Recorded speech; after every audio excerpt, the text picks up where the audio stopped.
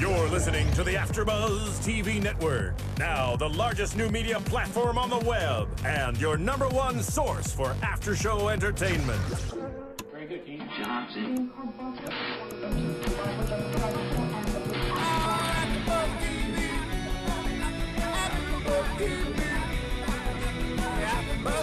From the Kari Feinstein Style Lounge in Los Angeles, California. Presented by Maria Menounos and Bing.com and streaming live thanks to Akamai Technologies. This is AfterBuzz TV's Game of Thrones After Show. Hey guys, what is happening? Welcome to the Game of Thrones After Show. We're doing a season recap as a bonus episode, and we are here live at the MTV Kari Feinstein Lounge for the MTV 2012 Movie Awards, doing this for you guys. So, welcome all. Hello. So, joining me as always, the lovely Kristen Snyder. Hi, guys. And we have a double booth tonight of Marissa. Hey, everyone. And Ronnie Jr. Yeah. Hi, guys. He's just waving. He doesn't have a mic on. And I am Dave Klein, as always. And Simone Boyce will be joining us shortly. She's at the wall. She's at the wall fighting off people. There were problems at the wall. There's problems at the wall, but she is still keeping her vow, if you were wondering. She's keeping it sacred and to her heart. But guys, being is for doing, and we are doing the Game of Thrones After Show. Welcome. We're going to start off by talking about what makes Game of Thrones such a great show, because I think it is possibly the best show on television. What do you think, Kristen? I agree. You know, it's funny how this show actually flew under the radar for so long. A lot of people didn't even know about it and have not still watched it, but I think after season 2, after all the critics and reviews, a lot of people are going to start watching. I mean, the game is worth it. Trust me. Yes. I mean, I know a lot of people are like confused and they don't want to start because of the complexities and they haven't read the books, but that's not a good reason. I mean, I really think this show has so many harsh realisms and it pays so much attention to detail. It actually feels more authentic than a lot of actual historical dramas on television. What do you think about that? I could definitely agree with that. I mean, like I guess when you think incest about and yeah, and then I guess the comparable shows would maybe be like the Bourgeois. Boardwalk Empire. Boardwalk Empire would be a historical drama. And I agree, just because George R.R. Martin really did try to base it in the realities of medieval history. I mean, outside of dragons and all the magical elements that he threw in, it really was, he tried to make it very realistic to a medieval era and how people would act and what they would do. And he does a really good job at it. Yeah, I mean, they say it's a fantasy adventure drama, but it's got all the elements of every drama, really. There's mystery, there's romance, there's a lot of action, a lot of horror. Anything that you like, you can find in Game of Thrones. And the specific detail and the immense replay value. I mean, the scenes are gorgeous, and they're so vastly different from one another, all the different locations. You could watch this show 3 times and over again, and you could catch something different every single time. Yeah, and I guess what I think makes it such a good show for me is that I love the action element of it, and that's kind of what drew me into the first place, was the action of it, the swords, the medieval, because I love the medieval style. But the fact that then the characters are why I stayed is because the characters were written so strongly. And the show gets a lot of criticism for having so many characters. But at the same time, I feel like maybe that allows you to find a lot of characters that you connect with and characters that you like, characters that you hate. And they're all really well written. That's the thing. It's not none of them are really poorly written. All of them have a 3D complexity to them. Yeah, and I love the internal logic of each character. George R.R. Martin does a really great job of making these characters believable and richly detailed by letting us see that internal conflict they have within their own issues and debating about good and evil. And the acting is also well done. It's not just the characters. I mean, the show is something different altogether, and I think the great acting adds to that as well. And as you were saying with their internal moments and what makes them so three-dimensional, I think we saw a lot of that in the most recent episode, episode 9, The Battle of Blackwater, with Cersei's character. That was a huge thing to see. We have an amazing vendor coming on, so please give them a nice, big, warm welcome. Hello, Zico. All right, so we have Zico joining us. Can you tell us what is Zico? Is a coconut water that we have for sale here in the States. So, do you have different flavors of the coconut water? Yes, we have the all-natural coconut water, which is very popular. We have pineapple, mango, chocolate, and our new flavor that we're showing today is latte flavored. Oh, okay. Yes. Is there any coffee in the latte? Yes, it is. So caffeinated. there's caffeine in it. Yes. Oh, And it's all natural, so it's really like a healthy way to kickstart your day. So is that the only one now then that has caffeine in it? Yes, the only one. And it's a natural way, as you were saying, which is great. Yeah, it's great. It has no added sugar, and it's just really good for you. It has the coconut water base, so that's like what we're all about.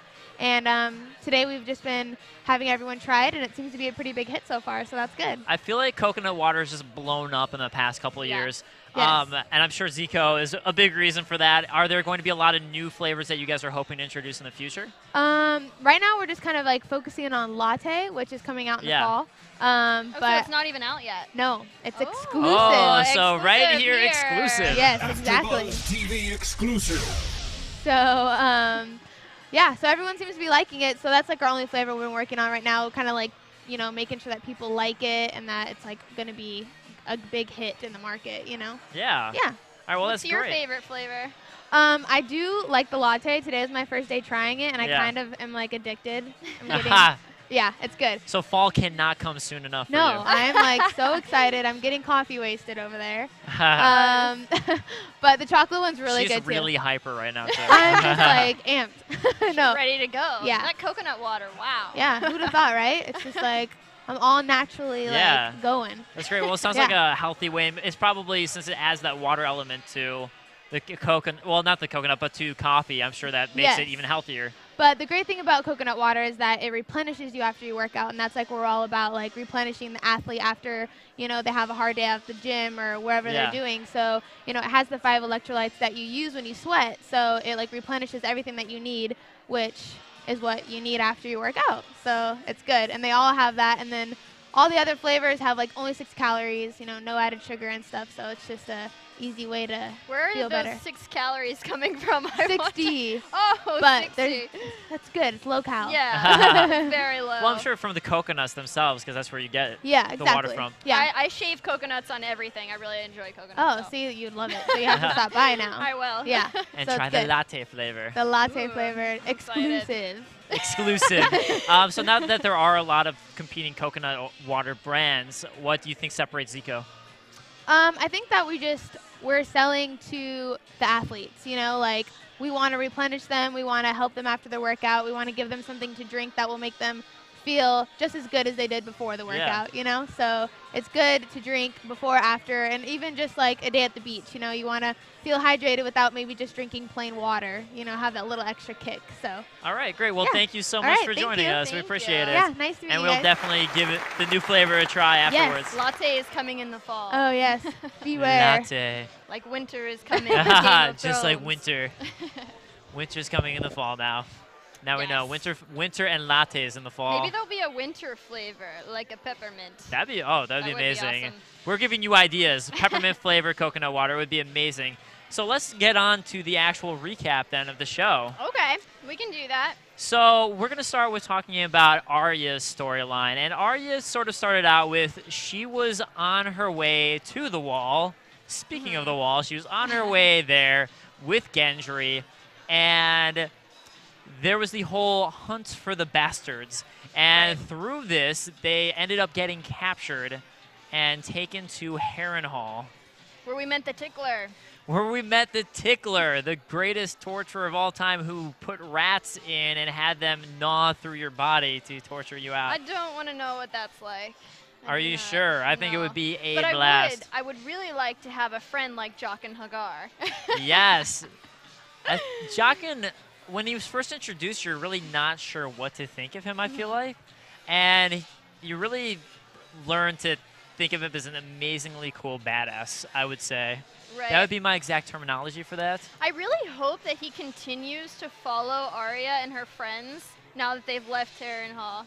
I Yeah. hope we get to touch on that in the finale and next season, of course, but I hope he continues to go surpass Harrenhal and actually joins them on their travels. Now, I know in the books there was a point where we find out something new with Jaqen that hasn't happened in the show yet, so I'm hoping that we'll get to see that in the finale. That'd be very cool, and I agree with you. I do want to see more Jaqen and see them bring it. More of the Arya was her becoming the cupbearer for Tywin. That was a major event, and we got to see a lot more about Tywin, a lot of backstory through Arya listening in on his war council. I really like Tywin now. He seems like he was a great father to his children. I'm just not sure why he ever left the kingdom, because if he was there, I feel like the Lannisters maybe wouldn't be hated as much. He seems like very well grounded and a great father figure. So now that he's back at the Red Castle, I really hope that he decides to stay for a while. The funny thing is, I feel like we're getting that through this storyline of him, and I feel like potentially in the future, who knows what's going to happen with Tywin, but maybe they're trying to build it so we like him a lot right now, so we can learn to despise him later, feel horrible about decisions that he might make. But it was nice to see, because especially in Season 1, you really kind of just hate Tywin because the Lannisters are just shown as these horrible people. And as you were saying, he comes off more as like a father figure and very grounded. Very, very grounded is the way that they like kind Ned Stark. I really saw the comparison between him and Ned Stark. But getting back to Arya, I feel like when the women in this show are defeated, or they're wronged, that actually is how they grow and they become very strong characters. Like Arya, after her whole family was stripped away from her, I feel like that's when she got her strength. Yeah, well, I guess I kind of think of Arya as being a character who had always been a strong, because even beforehand she was strong and she wants to be a warrior. She wasn't going to be a lady. She was learning how to fight, despite the fact that Ned wanted her to take dancing classes initially. Well, not necessarily dancing per se, but then it was her water dancing classes. But that's kind of why I've always liked her, is because she's very hard-headed and strong in her ways. And I can't wait to see now that she's on her escape, what she's going to do now. I know, I'm excited. And women in the show, again and again, have defeated the men. So I'm excited. I know that she can hold her own, and I feel like she's the brains behind this mission. So we'll see where that takes her. Yeah, we definitely have a long of strong characters. And so hopefully more Arya, hopefully more Jaqen coming up. Let's move on then to Renly Baratheon's camp. And we sort of meet Renly this season at him with his camp, and Catelyn coming up to see how he's been and try and sort of create a truce, an alliance to defeat the Lannisters. And Renly is just kind of having fun, having a tournament. They're having tournaments, and he's just more concerned with his brother. I don't know how much he's actually concerned with the throne, and the whole thing kind of seems like really a game to him more than anybody else who wanted the crown. And just as Catelyn kind of pointed out to him, you're just playing at war. While my son is off fighting a war, you are playing at war right now. And it seems like, as you said, he definitely seems more concerned with Stannis. Like, oh, well, we've got the Lannister thing figured out, because do you see how big my camp is? We have this set. This is all good. So he definitely comes off very snobby, very much like, he's there. He just feels like he has it. There's no problem whatsoever. Right. No, I agree. I really like Brienne's introduction, and now that she was there with Catelyn. I don't know. What did you think about Renly's murder? You know, I guess this is what happened in the books, and it's still kind of like, at least like now that they had the whole Shadow Baby birthing scene at this point, it kind of almost justifies it a bit, but it still just seems so quick that it's just, and in the books too, it's just wasn't a very satisfying death, that you almost feel like you were cheated a bit. Like I was hoping for a big battle and war for him to get killed. I feel like if you look at the deaths that happened in Season 1 compared to Season 2, they don't really match up, because we lost Khal Drogo in Season 1, and he was such a strong character, and I feel like everybody really liked him, and they had the whole Dothraki. And there was also a big drawn-out happening, too, with him. It was a big arch for him to die, as opposed to just like that. I'm going to snap at my mic. And we also had Ned Stark, which is the best character on the show, I think, ever, even though he's not there anymore. I love Ned Stark. Yeah, right? But then you also had a whole reasoning for him to die. It was kind of like, he had to die, I get that. But you could see it potentially coming is more of what I mean, whereas this was just like kind of felt out of nowhere in a sense. But before that, let's also talk about Renly and Stannis' exchange that they had. A lot of people kind of commented that I should bring up that they were sad to see Renly had an apple and talking about how sweet it is to eat the apple, and that didn't happen in the show. But it was still kind of a strong exchange where you just see this kind of love/hatred, brotherly love, but brotherly hatred through Stannis and Renly. Yeah, Stannis, they changed his bannerman to be like the goddess Melisandre's, and it's just like I said, I just kind of feel like he wasn't even his brother still at that point. I just felt like Melisandre had taken over, and he was sort of corrupt in his head, and he wasn't even thinking, like he kind of forgot about his brother, and they hadn't seen each other for a while. I can see how that happens. And he was just more about the throne, and he felt like he had to go through his brother to get there, but I really don't think he had to. I don't think he would have ever had to worry about Renly coming after the crown. I really don't.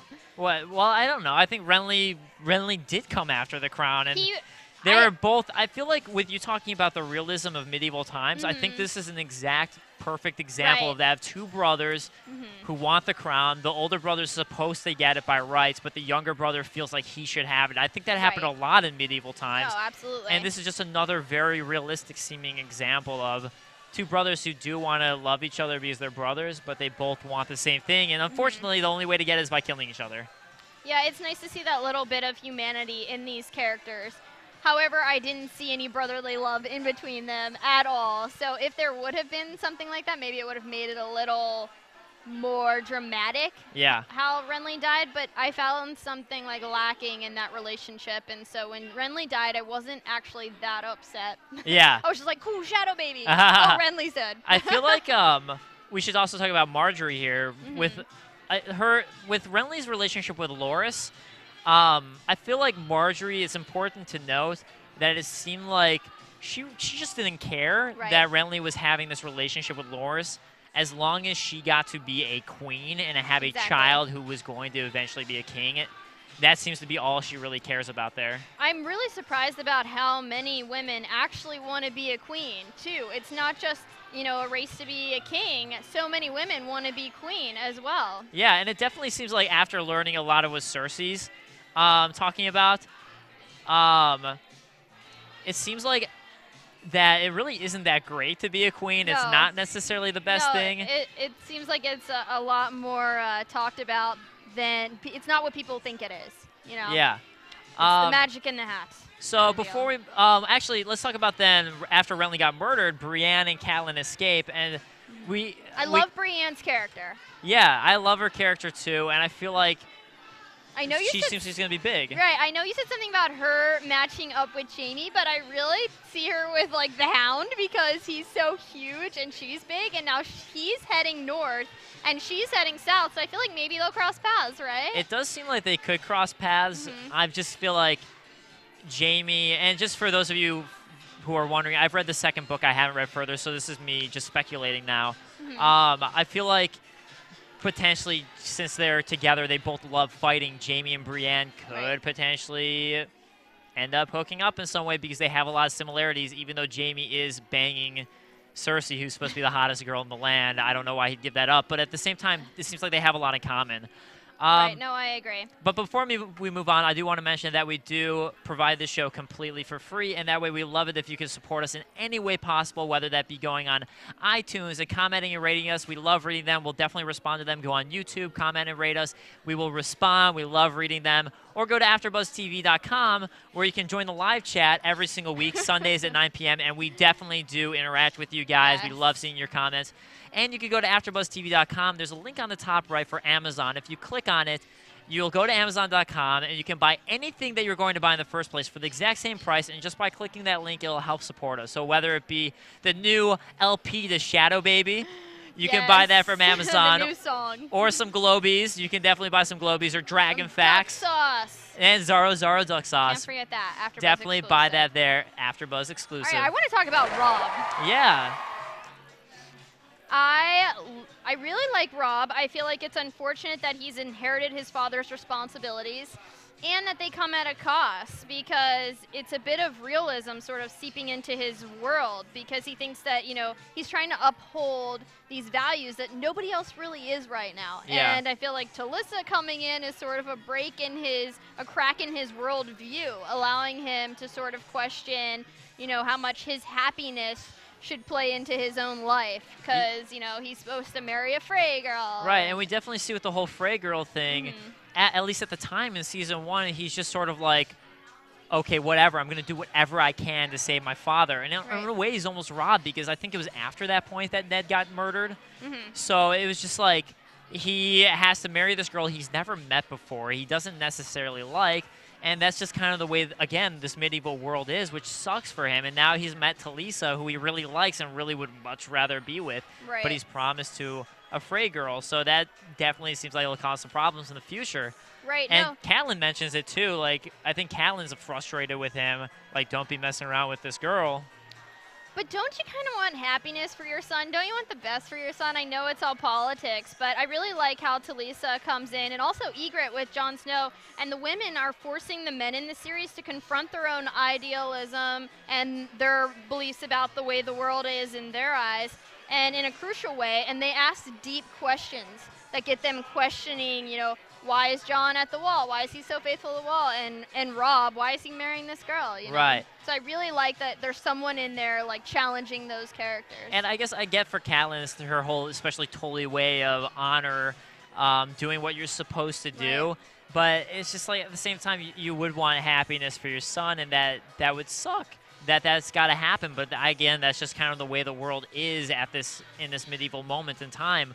Let's also talk about Catelyn going through this moment where she decides to free Jaime Lannister to save her daughters. You know, I'm not exactly sure where that's going, but considering that she sent Brienne with him, I guess Robb didn't really meet Brienne and didn't notice that she was gone. But the fact that Brienne's there, it's not going to be an easy exchange. Yeah. I don't know how she's going to take all the armies down, but I think there's another plan there that we don't quite know yet. I don't think she just freed him. Well, I don't know that she's that stupid. I know definitely in the books, and I think this is a strong element, which is why it sucks they didn't play this on the show, was she had just found out that she thought that Bran and Rickon were dead because they had gotten a letter. Okay. So to her, at least in the books, I felt like that created a stronger reason. Was Robb's at war. He could die anytime. Her 2 other sons just died. Ned is dead. It's like all of her family is dead, and this is the only way for her to potentially save the family, her only daughters that she has left that might not be dead. I mean, I totally understand that. I feel like Catelyn and Cersei are competing mothers just trying to protect their children at this point in the show. And also, Catelyn's a woman who understands the ruthless cycle of vengeance. And if you kill someone for vengeance, you're next in line to be killed. So she kind of prevented Brienne from taking that angle, and now she just wants to be careful, like, what her children does. And I think that her and Cersei could possibly be friends. Yeah. Because they have the same love for their children, and that's really all they care about. I agree. Actually, Cersei's very power hungry, so. Yeah, Cersei's very power hungry. I don't think Catelyn is so much. No, I don't think so But either. they definitely compare in being mothers in that sense. As mothers, they, I believe, would have a very strong understanding. And a scene that's very kind of touching in the book is Cersei actually gets the letter about Bran and Rickon in the book as well. And you see her feel bad about it in the book, which you don't get in the show, which is kind of, again, that connection, which we're talking about and we see in the show. And that's the only reason I'm bringing it up. I would have really liked to see that. I would have liked to see Robb think his brothers were dead. I would have liked to see Catelyn going a little Cersei crazy. Yeah. You know? I wanted to see that too. I think that was a really strong moment that we didn't get because that's also what's supposed to motivate Robb to really go with Talisa as well. Is that's another reason that drives him to do that. But we don't get that, and then we get the whole start with Brienne and Jaime, which looks like it'll be exciting. I can't wait to see I'm excited to see where that starts goes. with that. And their magic boat that appeared out of nowhere. So let's talk about Stannis Baratheon now. And Stannis, we get to meet Davos Seaworth. We get to meet Melisandre. And as we meet Stannis, he is about to sail out and embark to try and get what is rightfully his, the throne, because he has learned that Joffrey is not really a Baratheon. Incest. And he sent a letter out to all the kingdoms, Yeah, letting them know. He sent the letter to everybody. So I like Davos's character a lot. Oh, and I love like pirates. Yeah, definitely because you love pirates. Yes. And I think he's just a strong character. He was initially a smuggler and sort of a pirate in a way, and he loves Stannis because Stannis recognized him for his good deeds and promoted him to being a knight so his sons could grow. And I think that's a really strong backstory and a really huge motivator for him, and why it kind of shows a good light on Stannis, despite being kind of manipulated by Melisandre, that Stannis does recognize people for their good deeds. And I think that's a strong thing to point out. Right. No, I agree with that. I'm really excited to see what happened to Davos and his son. Do you think that I mean, you might know, but it kind of looked like they blew up with the fireworks. Yeah.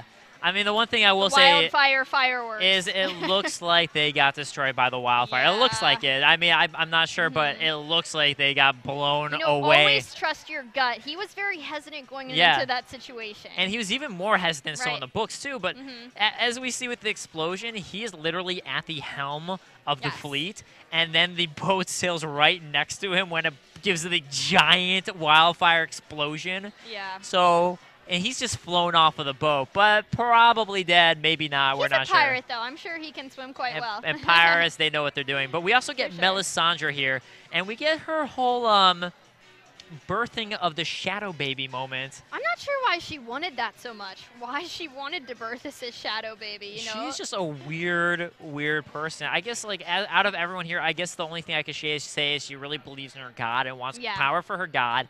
And wants power, but outside that, I guess that's her strong motivator there. I guess that would be her motivator. Yeah, I mean, all the kings truly believe that they are the rightful heir to the throne, but she thinks, like, the gods are telling her that he's the rightful heir. So, I mean, I guess we'll see, like, what's going to happen to Stannis. I don't know.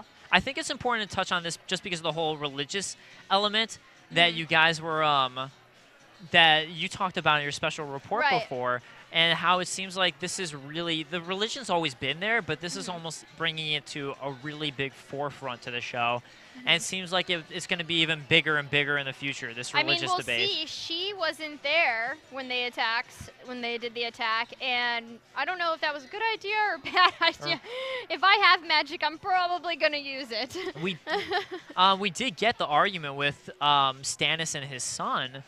I mean, it's not necessarily an argument, but Stannis keeps referring to the god, or not Stannis, sorry, Davos and his son. Davos keeps referring to the gods, and his son keeps correcting him like, God. There's one God, the God of light. So even within Stannis' own ranks, there's dissension there. And what's said in the books that wasn't said in the show, which I think they should have said in the show, at least I don't believe it was mentioned, was that the whole reason Stannis sailed out on his own without Melisandre was so it would be Stannis' victory, not Melisandre's victory. And I think that's an important point. No, that makes a lot of sense. And that's why they did that. I want to know what's going to happen to Stannis now. Are they going to ship him off and banish him like they did Jorah Mormont? Is he going to go over and see Daenerys? Like, what do you do with someone who is claiming to be king? Do you think they're going to execute him? I know if it's up to Joffrey, he's gone, but yeah, because he was up on the battlements there as we last saw him while everybody else was retreating. I think he was just shouting like, no! Yeah, I think he was telling his troops to keep fighting, but it looks like they were going to retreat. I was wondering that, like, what happens if your king is captured? Are you going to keep fighting because your reason's kind of gone? Yeah, I guess maybe go save your own butt. But let's get on to Theon, one of our favorite characters. Oh, yeah, Theon, I kind of liked him before because I like that idea of a smirking, I guess, like, the whole, like, attitude of smirky trickster I always liked, but I not really throughout the season. He just proved that he was more of an asshole and kind of went insane. But and like the ultimate deceit, like really, you're gonna betray everybody that sort of raised you. Yeah, betrayed everybody. But first we get him. First he seems like he's on, and I think he wanted to be on the Stark side because he goes to meet with Yara and Balon. Greyjoy, and because he wants them to join forces with Rob's army. Right, so he's trying to grow the army, and that's his initial intentions. And first he starts trying to have sex with his own sister, Yara, before he realizes it's his sister. A little awkward there. And then they are not having any of it. They don't care. They're like, this is the perfect chance to attack the Starks. Own him. Yeah, I mean, they make him get baptized again into their family. Right, and here's the thing is that exactly that is like they basically disowned him at this point. And the Starks he knows loves them, but he still sides with his family after 10 years of living with the Starks. Right. He has decided that he's going to completely betray them for these people who don't even seem to really care or love about him. Which I guess I'm glad I wouldn't be under a situation like this, so I'm glad that I don't have to deal with it. But it just sucks because it's a situation that I just really can't believe it. I mean, if your own family is going to disown you and there's a family holding their arms open to you, why are you going to go to the closed arms? Right, and especially like this. It's like kind of common sense. Come on, Theon. But you know what? I feel like this is his one chance. He couldn't really rise up with the Stark family, so this is his one chance to really rise above, be a captain, you know, and he can sort of be the captain of his own ship, and he can be a king in a sense. And I think that's kind of what he was looking for. And being with Rob, he was sort of always going to be under Rob. Right, and I know, like, especially, I remember during season 1, he was kind of in love with Roz, and Roz refers to him as, like, oh, you're just this, you're never going to be more than that, because the Starks were kind of, in a sense, holding him captive, but they were holding him as, and raising him as a son, right. Which is the crazy thing, and I know that it sucks that he's not going to be king, but it's still, like, he's being treated really well. He's going to have kids who are going to be treated well. He's basically the right-hand man of Rob at this point. Rob thinks of him as a right-hand man. He possibly could have been hand of the king, maybe, right, if he stuck loyal to him. But now he's kind of ruined all those possibilities. Right, because King of the North, like that whole possibility, he could have maybe raised up in a way. I'm sure Rob would reward him if. But instead, but now everyone just wants him dead. And if you think about this, and if you think about it, he could have gone back and warned Rob about everything that Balon was planning, and he would have gotten even more from Rob. But instead, he goes back to Winterfell. So let's talk about Bran for a moment. And Bran has started as the Lord of Winterfell. That's what he's becoming. And he slips into his wolf skin. And Lewin is kind of leading him along. And he skips into into the wolf skin. The wolf skin, his third eye. So he's opening his third eye, which is kind of from the book. But he's becoming his dire wolf. He's being able to sort of act as his dire wolf we're seeing in the dreams, which seem like they're going to play a big part in the future. Right. That's got to be the reason they're doing it. He had to take on all the duties, and he's the Lord of Winterfell. So now with Theon taking Winterfell and a killing of Roderick. I mean, that was sort of the Khal Drogo of this season, the killing of Roderick, I thought. Because last season we lost Ned and Khal Drogo. This season we lost Renly and also Roderick. Roderick, right. And it seemed that was a very surprising death to me. Maybe the most epic of the show so far. I think it was a much more epic death than the one of Renly, even though Renly was one of the 4 kings, so that definitely was a big major death. But this one was just like the moment that you see Theon has gone insane.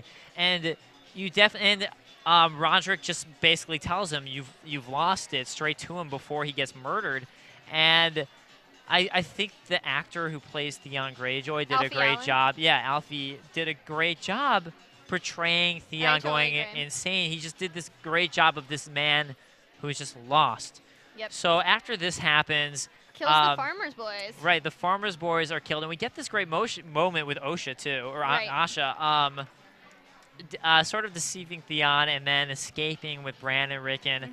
So, Theon once again... I was really happy that she brought them right back under his nose and hid them at the most perfect place. She is so wise. Yeah. I really like her character. She's definitely, even though everybody, I guess, in the south of the wall, everybody south of the wall is a southerner, as she would say. All the southerners kind of believe that she's a wildling, they're dumb, they're idiots. She really is... smart. She has a lot of smarts to her, and we see that here. She's been on her own for a while. She's been out in the wilderness, and taking care of her, I feel like that's when you learn a lot more. I guess a modern day comparison is she has street smarts. There you go. That would be the way to think of it. That's perfect. She definitely has street smarts. So I knew that wasn't Brandon Rickon up on the wall. Yeah, Kristen hadn't read anything, and she predicted this was not Brandon Rickon because you really probably would have seen their deaths beforehand. If it's a main character and we don't see their final scene of death, that's a problem with me. Now, this is definitely something that I think in the book they were able to deceive you better and not be able to be sure what's happening because they had it through letters, through Catelyn finding out, through Cersei finding out, through letters at first. And then you also get, at the beginning of Theon, he's having a nightmare about being killed by the direwolves for what he did. So it definitely leads you to believe that he really did it, much more so in the books. But Kristen, accurate prediction there. Totally predicted it properly. And I'm glad they're still alive. And I'm glad they're still alive, too, because you have to feel bad for Bran after what happened in Season 1 with being pushed off the ledge because he was a climber. That was his passion in life. And remember, he doesn't know about the farmer's boys being strung up on the wall as if they were him. He doesn't know about that. He doesn't know about that, but you also have to just feel bad for him. And I definitely want to see his character grow because he's become a crippled character. Right. I want to see him be able to grow from that. He can still be on the throne. Yeah, he I could. don't know who's going to end up there, but I feel like this, because there's 7 seasons, really it's about the children at this point, building their stories. Well, now we might have more, which we could touch on. We'll touch on later. Because season 3 and 4 are both from book 3. Oh. Which we'll talk about later. But let's then move on to the wall. To the wall, your Yes. favorite with Jon Snow, your absolute favorite man. Yes, Kit Harington. Did you know that his name is actually Christopher? But he didn't know that his name was Christopher until he was 11 years old. And Really? a teacher actually said, "Why are you writing Kit on all your papers? Your name's Christopher." And he's like, "I think I'd know my own name." And then he went home and he was really angry at his mom, he said, because she never told him his real name was Christopher. He thought his real name was Kit. That is amazing. I didn't know Yeah. that. I like the name Kit more. AfterBuzz TV I exclusive. do. I And think Kit is a better name, so that's cool. So you know how they've been filming in Iceland? Apparently, he hasn't been washing his hair. He's been showering every day, but he's not been washing his hair. Really? Yes. So he'll go like a week on set because he wants to really, I guess. It makes you look whenever- grungy. Yeah. Whenever they saw the pilot, they were like, you know what? You guys really need to look more grungy. Yeah. So he's like, I'm just not gonna wash my hair. That does So make he sense. does- yeah. So let's talk about then the beginning here of the wall. They are out looking Ooh. for the one remaining Stark cousin who's out Mhm. there, and they get to meet with the wildlings Craster, who's a great gentleman, stand-up guy there, and Sam sort of has a little romance with Gilly. Gilly. Craster is one of many Craster's daughters, Slash granddaughters, wives. great-granddaughter wives, because there's so many. He And marries all his daughters. That's very odd to me. I don't see why. No, and then we also saw I guess it would that, be his granddaughters too that he's marrying, then his Right. great-granddaughters. And then he's taking the boy babies. He's trading them to the wildlings I for think he's- possibly peace. Well, he's trading them to the. I think he's trading them to the White Walkers. The White Walkers, right? Right, Yes, the White Walkers. Absolutely.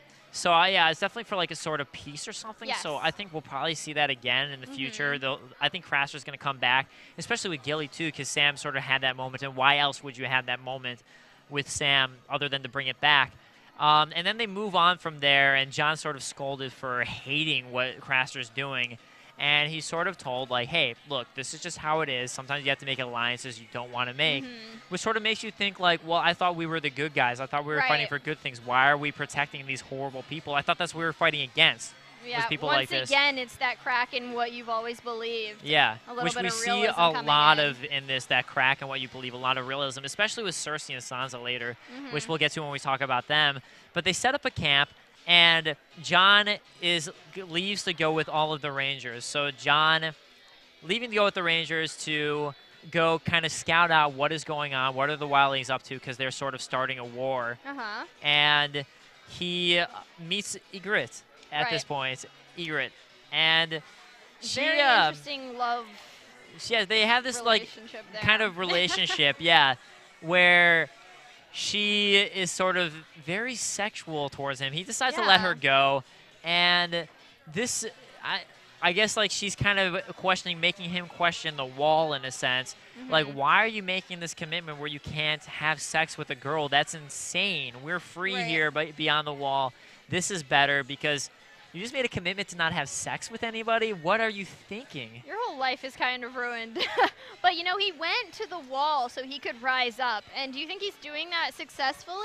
I mean, I guess, like, it's different in the book and in the show here, because in the book, Corin Halfhand seems to really recognize what he's doing, and he's not scolded for the whole thing with Ygritte, whereas here he seems to be really scolded by Corin Halfhand. Corin's like, well, you really screwed us over there. I don't know. I think Corin is kind of on his side, but he's, like, pretending. You think to he's pretending not be. here? I feel like he was pretending to not be so that he can make it look like there's a rough in their relationship. Yeah, I definitely do want to see where they're going with this in the show. I'm really curious to see what's going to come in the upcoming episode with that. Somebody was saying that they thought Mance Rayder was going to be Cousin Benjamin. He just got sick of the wall, and he was like, I want to be free, and so he was actually Mance Rayder. And I know that's not true because they haven't yet casted him, to my knowledge. Right, and especially because I think Mance Rayder was an issue before Benjen even left. Right. I think that's why Benjen Stark Maybe was he going. was Mance Rayder. Oh yeah, he was playing two roles.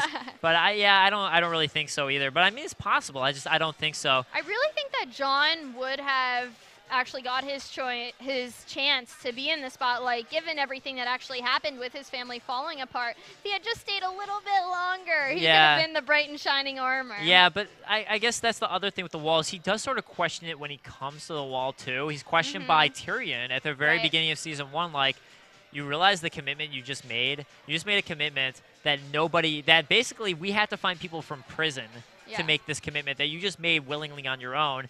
So now he's being, again, Ygritte is sort of putting this in his mind, like, this is stupid what you just did.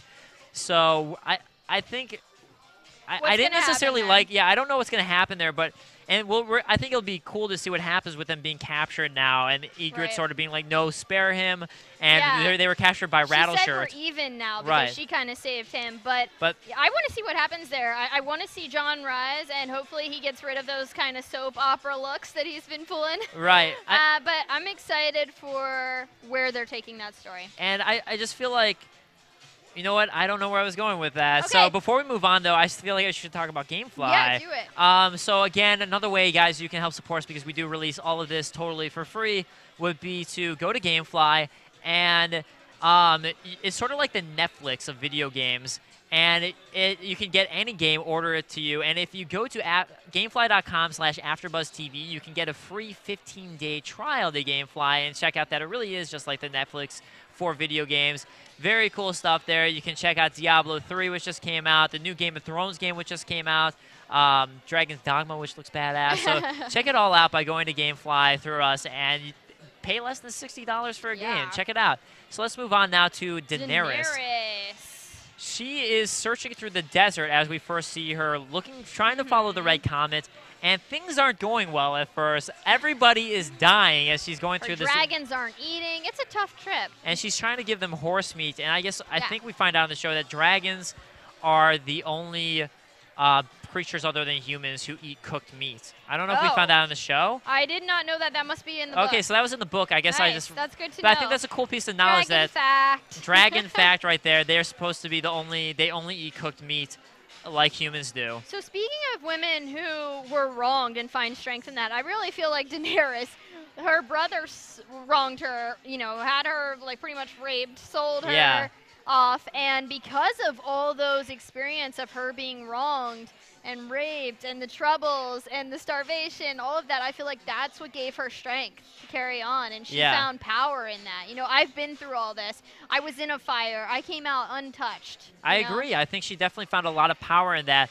The only thing I'd say is I think just in the show specifically, it seems like she sort of transformed into her brother a bit, which I didn't want to see because he was so awful to her. You don't want to see her become like that. But we do have her finding Karth, and she's welcomed in because of the dragons, specifically by Zaro Duck Sauce. Yes. She's welcomed in, and she gets to meet the 13, who really don't care that much. All they care about is the dragons that's trying to manipulate her. Yeah. And then Zaro Duck Sauce and Pyat Pri kill the 13. They assassinate them behind the back. I actually loved that episode. That was amazing. Yeah, I thought that scene was badass. And it was something that deviated from the books, and I was still like, wow, that was cool. I like that. That was pretty badass. And then they stole her dragons. They stole her dragons. They're hiding them in the House of the Undying. Yeah, in the House of the Undying. And hopefully we're going to actually get through the door in the finale and see what's in there. there. They have been teasing it for so long. I want to see it. It looks so cool. So, yeah, let's move on into the Lannisters, because the Lannisters had one of the biggest seasons here, with Tyrion becoming the hand of the king. Yeah, Cersei wasn't too happy about that. And you know what? Tyrion is actually the only person who doesn't fear Cersei. Yeah, he's definitely the only person who doesn't fear her. He's the only person who doesn't seem to fear Joffrey in a way, too. He just deals with Joffrey as like, this is a kid, whatever. I'm your uncle. Respect me. That's kind of the attitude he has. And we also see a lot of him and Cersei sort of duking it out. Like, Tyrion sends Jon Slynt to the wall after the whole bastard hunt thing, which is sort of like a stab to Cersei. And also so he could put Bronn as the head of the guard. And then he finds out that Grand Maester Pycelle is more loyal to Cersei as he's trying to get Marjorie, I believe, or Myrcella. Myrcella to kind of be safe. I think he's trying to keep her safe, but he he has the Littlefinger, he has Varys, he has Grandmaster Pycelle, tells them all different things. Yeah, does Tyrion have Varys? Because last episode in Blackwater, I was really confused if Varys was actually like chanting him on, saying he thought he was the only one who could defeat Davos, if he was saying that so that Tyrion would really get in the battle. I think he was saying that. Did he actually believe it? Is he really on Tyrion's side? I think in that sense he was on Tyrion's side of saying, like, you're smart. I think you're smart. You're the only one who actually has the wits to make it happen. Not necessarily go fight in person, but I think he actually thinks that Varys is that he's smart. I think they have a mutual respect for each other. Yes. I don't know if he necessarily should trust Varys completely or Littlefinger completely, but they or at least anyone. right, or anyone for that matter. As we see in this past but they episode. at least respect each other. Yes, Tyrion must defend himself with charm and wit because he has no skills with the sword, but he does get an axe this time. But actually, he in the books. He gets this bloodlust in the books where he actually ends up being a total badass with an axe in the books. He kills a zillion people in the books, Oh, I really which I wanna wish see we that. saw more of in the show. That was something I wanted to touch on, is that Right. he goes apeshit with it. So I wanted to see that more. But we also get him beforehand. He gets Lancel to follow him instead of Cersei by pulling some trickery. And then the whole thing with him with Shae is Cersei kind of thinks that she gets Tyrion there, and it ends up being Raz instead of Shae. So once again, Tyrion just has the upper hand. He is just so smart, and that's cool to see. But now Cersei recognizes Shae, says she's pretty. She sort of had that interaction with her, so hopefully Shae will remain safe. So let's then talk about Sansa, because Sansa also had an emotional roller coaster throughout this season because Joffrey's been abusing her this whole time now, and she's kind of slowly learning how to respond to his abuse and play the game as she's learning the Game of Thrones. You know what I most like when we see Sansa? I really think that Cersei is jealous of Sansa. Whenever Shae points that out this episode, I don't think they would have thrown that out there unless Cersei was a little bit jealous. Yeah. And I think she has reason to be because, like I said before, whenever everything was going out of control and they're like, the men are stampeding in, you know, Sansa didn't run away like Cersei did. She kind of took control of the room, was having everyone sing a hymn and pray. Yeah. I think she would be a great queen. I think she's definitely trying to be a better queen. Yes. I really the only like- thing that kind of I think I worry about is I feel like Tyrion keeps trying to be nice to her, and she's not getting that because of Cersei I and wish because that of she Joffrey. would see She that. just doesn't get it that Tyrion really is trying to be nice to her, and she has that moment too in episode 9 where she's just like, "I'll pray for you just like I'm praying for Joffrey," Right. and Tyrion knows that what she's talking about there. But it just sucks to see because Tyrion is really trying so hard to do good. I agree. And she's not seeing it. And I feel like she might come into power in the future and she won't recognize that Tyrion, just like Catelyn didn't recognize that Tyrion was doing nothing wrong. Catelyn threw Tyrion in the shithole, and now Sansa Everybody might likes to. But I really like the interaction with the Hound. The Hound is becoming one of my favorite characters now. He had all the badass lines this past episode, and I like that he's now saying, you know, forget this. His beliefs have finally been cracked. We realize that he's afraid of fire because his brother actually threw him in the fire when he was younger and burned half his face. So that's sort of his weakness was the fire, and that's why he sort of retreated. That is something we forgot to mention during the recap of episode 9 is, that is important that we see that. What's he afraid of? Oh, fire. Fire he's afraid of for that reason, but so I it don't makes know sense. if that's the main reason he left. I feel like it was all just kind of building up. Yeah. But can we talk about Tyrion being betrayed? Yeah. Let's talk about Tyrion's betrayal. So during the Battle of Blackwater, something that we also didn't get to mention is that Mandon Moore becomes the head of the Kingsguard for Joffrey.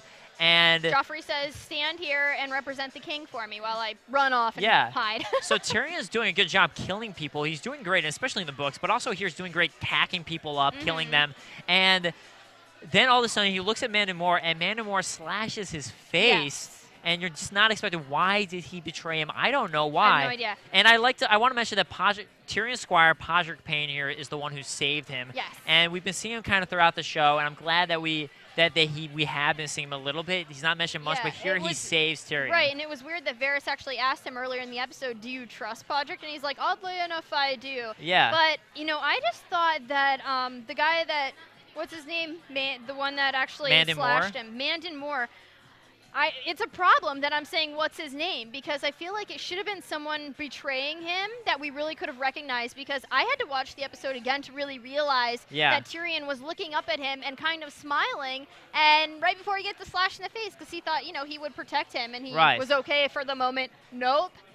I agree with that too, because the only reason I got in the books is because in the books he described it as like, oh, this is my friend, this is my ally. In the books it was a scene where he was in the water and he was being pulled up, and I just think this is a cool scene, which is what I'm saying, but he's being pulled up by his left hand, and Tyrion thinks, wait, why am I getting pulled up out of the water by my left hand? And then he notices the blade.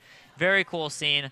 But let's talk about some Season 3 news really quick. Yes. So something that should be mentioned that's really cool is that Book 3 is going to be 2 seasons. Do you like that? Do you think it's cool that they're doing that? You know what? I feel like this season, when I was doing the recap in my head, a lot happened, but we kind of didn't move forward in a lot of the storylines. Like, Daenerys is still not crossed the sea. Yeah. She's still at the door. And Jon is still not really finding Ben, who he set out at the beginning of the season to find his uncle. He still hasn't. So, like, I hope this season doesn't become more like the books. It's the best show on television. It's so well written. You know, it comes across with such an expert control of the storylines, because to have that many characters, you really have to be an expert writer. You know what I will say, though, is that as much as a book purist as I definitely come off to be, I agree. I don't want to see this split up into 2 seasons. I want it to be 1 season for the 3rd book. But at the same time, I guess this will give George R.R. Martin more time to write new books. Yes. Maybe that's why he's like, I need more time to write the books. Once again, this show leaves you on the knife's edge again and again. One thing I do want to mention real quick is that we kind of complained, the ones who read the books throughout the show, that Jojen Reed and Mira Reed weren't in this season.